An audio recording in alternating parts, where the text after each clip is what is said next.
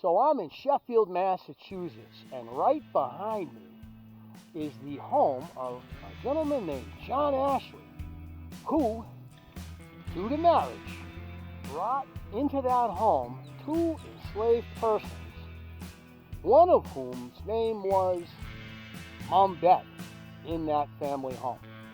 That's her name, her enslaved name, if you will. Later, she would become known as Elizabeth Freeman. Elizabeth Freeman's story is instrumental in creating the free state of Massachusetts due to judicial order by the state Supreme Court just before the American Constitution was written. We often get rosy sentiments about slavery, that, the slaves that were kept on this property were treated well. In the case of Elizabeth Freeman, that was not true. And I don't know how true it was anywhere, really.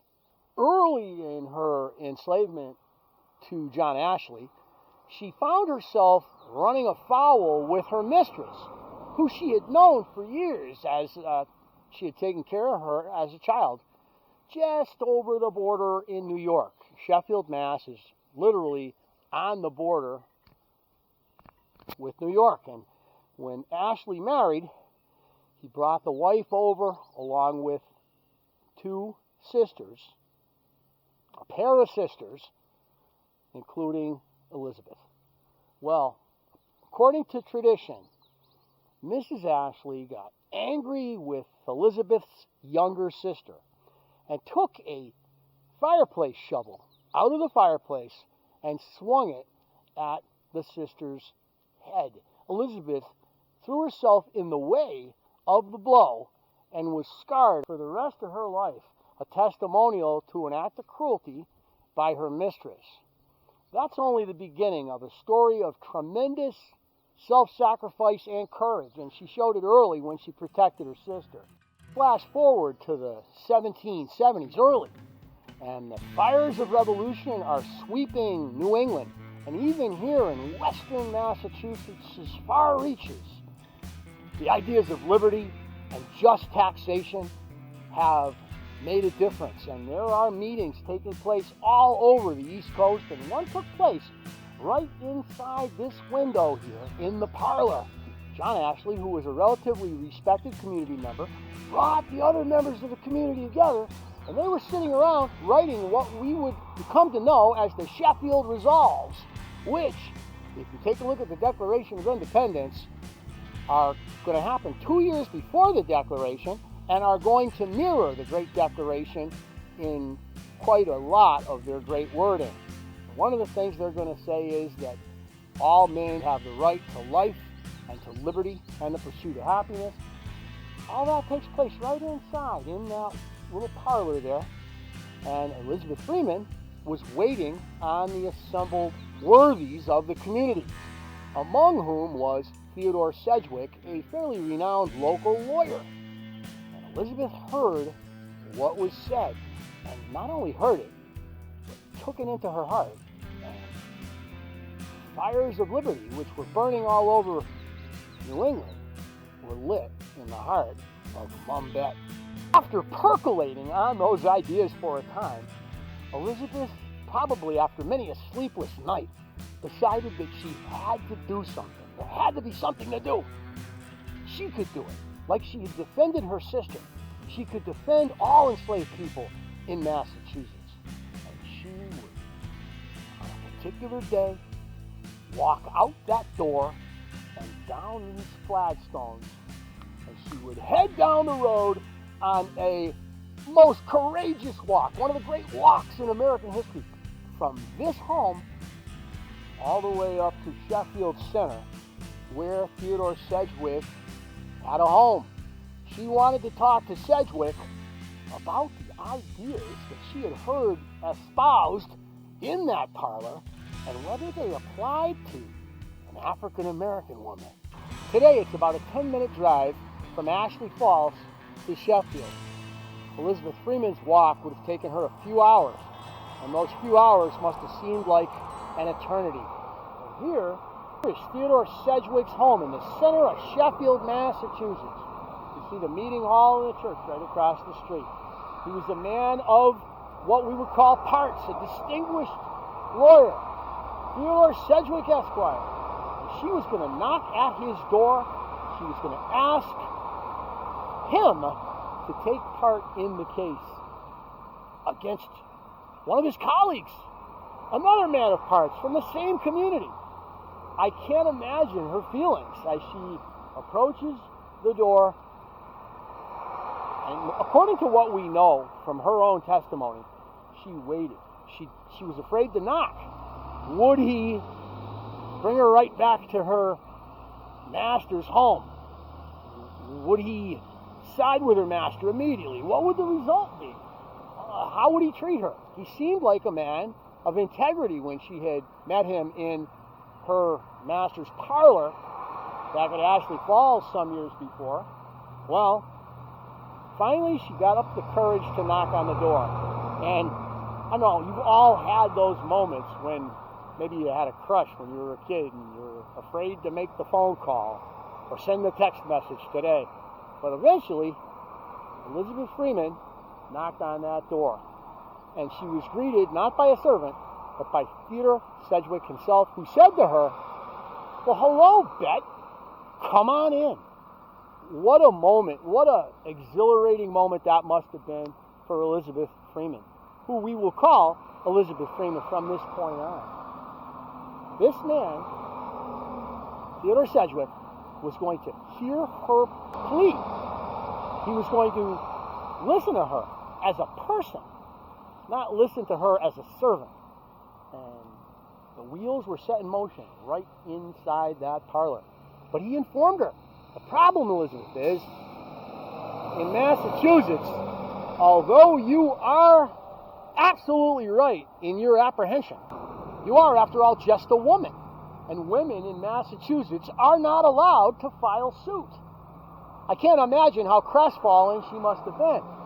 But he informed her that if she could get a man, another slave that was the property of the Ashleys, to testify with her and to affix his name to the suit, Sedgewick would be able to bring it before the court.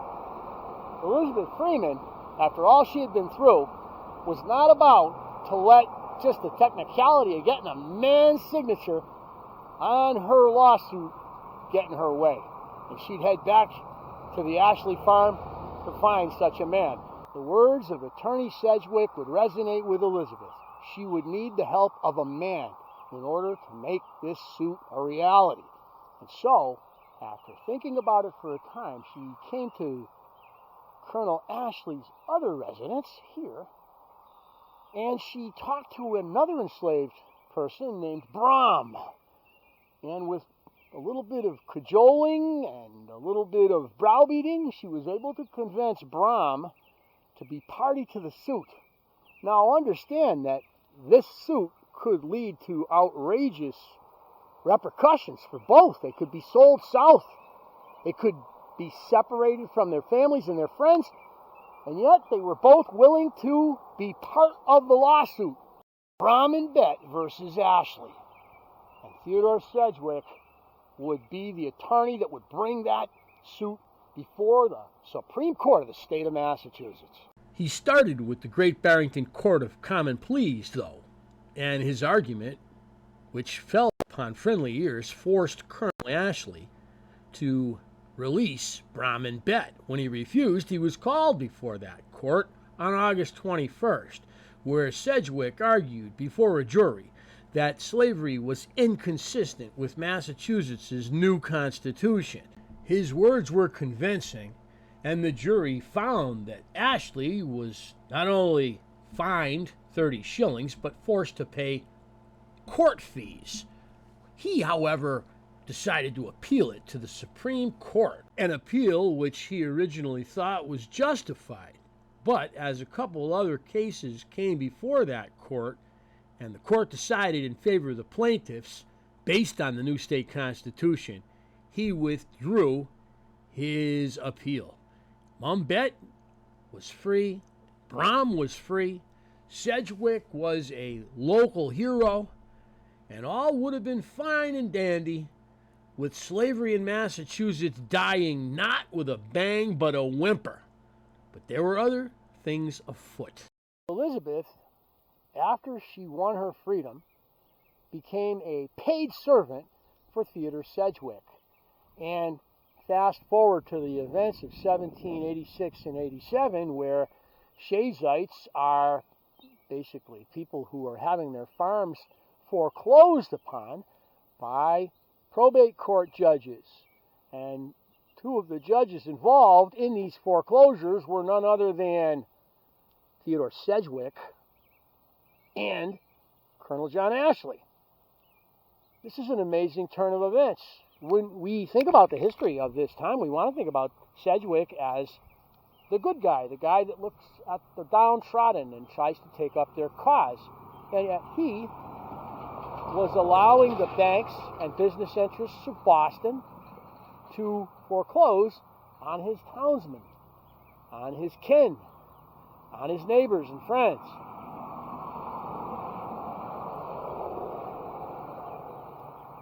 That makes Sedgewick a little bit complicated, doesn't it? Well, Elizabeth, his servant, is in his home when along comes a mob of Shayites in February of 1787. The rebellion is now pretty much over. The events of Springfield and Van Petersham have pretty much brought an end to the armed uprising by the Shayites in hopes of getting their justice as they saw it. The regulators' cause was over. But out here in the western part of the state, Perez Hamlin led a group of more than 100 rowdies, they're described as. Some from New York, some from the surrounding Berkshire communities. And these men, realizing that the game is over, are now looking for nothing more than revenge. And they will go to Sedgewick's house in Great Barrington. He had two. He had one in Sheffield and he had one in Great Barrington. And they're going to break into that house looking for his valuables, looking for his papers, looking for money, looking for anything they can lift in their drunken rampage. Because that's what they were doing. They were on a drunken rampage. They were like, the gig is up. We're going to have to run to New York, New Hampshire, wherever we can find someone that'll take us in. And we might as well get revenge on the people that put us in this situation. And that's what they're doing. They're carving a swath of destruction from up in Lenox all the way down toward Sheffield. And Elizabeth Freeman makes a stand again. She will not allow the men in the house. They force the door on her, and she literally fights them back with her shovel, one door to the next, throughout the rooms of the house until they finally, finding nothing, end up congregating out in front of her own room. And her words to them are classic in their depth, Byzantine, if you will. She looks at them and says, "You brave gentlemen are honestly going to break into an old Negro woman's room and search her belongings? Really?"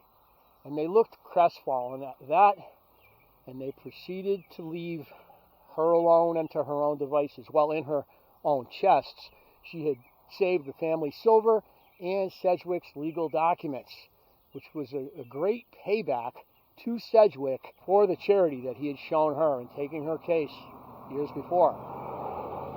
The Shayites then marched through the community between Great Barrington heading for Sheffield, stopping along the way and raiding any home they could find where they suspected someone might be sympathetic to the government's cause. They basically filled up with rum and with cider and anything they could get their hands on until they came to this field. And it was here that Colonel John Ashley makes his appearance again, the bad guy of the story. And he will, with the Ashley Falls and Sheffield militia, form a line from the road, just to the right of the monument here. He'll form a line out about 40 yards, and on this side, the Great Barrington militia, led by Captain Ingersoll, who had basically run like rats when the Shayites had headed into Great Barrington several hours before. They would be bolstered by John Ashley's military presence, and the two forces would confront Perez Hamlin and the Shaysites, many half in the bag, as they formed a line right here. Shots would be fired, Ashley's men would stand, the Shaysites would run and be captured, and the rebellion would come to an end. Colonel Ashley had now become a hero, saving the community from the rabble of the cast-offs, the regulators, the regulator wannabes. Perez Hamlin and the gang would not just be able to loot and pillage. They would now go to the local jails.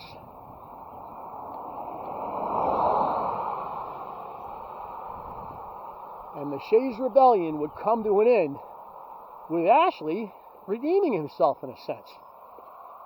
It's not often that you see such a moment in history. A man who had been a bad guy, if you will, a guy who wore a black hat, the enslaver of Elizabeth Freeman, the guy who lost the case that gave her her freedom, would now stand on her side and drive back the Shaysites. Pretty amazing stuff, history.